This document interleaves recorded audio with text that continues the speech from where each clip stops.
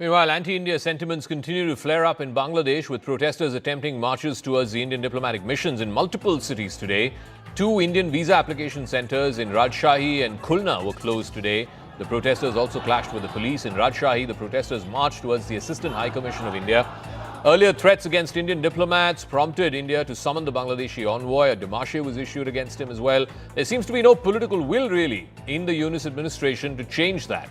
Meanwhile, in an exclusive interview to News18, former Bangladesh Prime Minister Sheikh Hasina launched a sharp attack on interim chief advisor Muhammad Yunus, accusing him of pushing the country into instability and seeking proximity with Pakistan for political legitimacy. She also added that Yunus lacks both the mandate and the experience to conduct diplomacy, and claimed that Yunus is rushing to embrace Pakistan and is begging for international validation. She also mentioned that the targeting of minorities, the attacks on women, are all attempts to erase the liberation history and are disturbing echoes of 1971.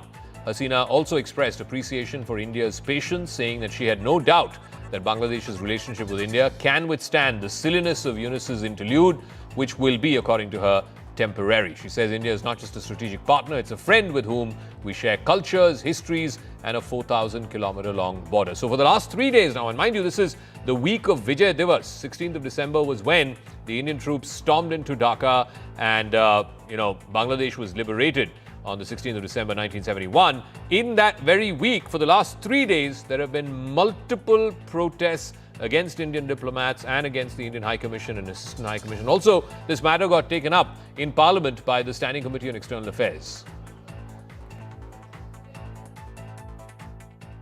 Dhaka's already strained relationship with New Delhi has come under pressure after two recent developments. One, Bangladeshi opposition leader made provocative statements by threatening India to detach seven sisters. And second, a killing of a person whose killing is now being linked to India by political operatives in Bangladesh. Both these developments have once again put relationship in pressure. India has raised objection over the provocative anti-India remarks, as New Delhi is sensitive about security in its northeast due to insurgency, its strategic location between Bangladesh, Myanmar and China. Sharif Osman Hadi, a prominent leader of the July 2024 uprising and spokesperson for the radical group Inqilab Mancha, was shot and critically injured by unidentified assailants in Dhaka on December 12.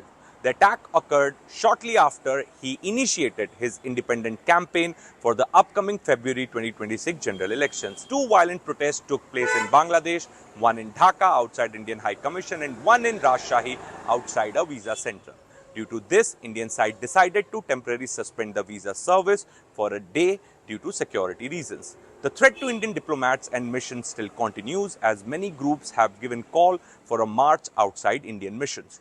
Where on the other end, Parliamentary Standing Committee on External Affairs, chaired by Shashi Tharoor, tables report in Parliament on India-Bangladesh relations.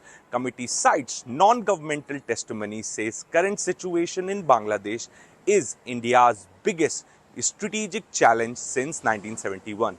Report notes challenge is no longer existential but deeper and long-term, driven by political transition and strategic realignment.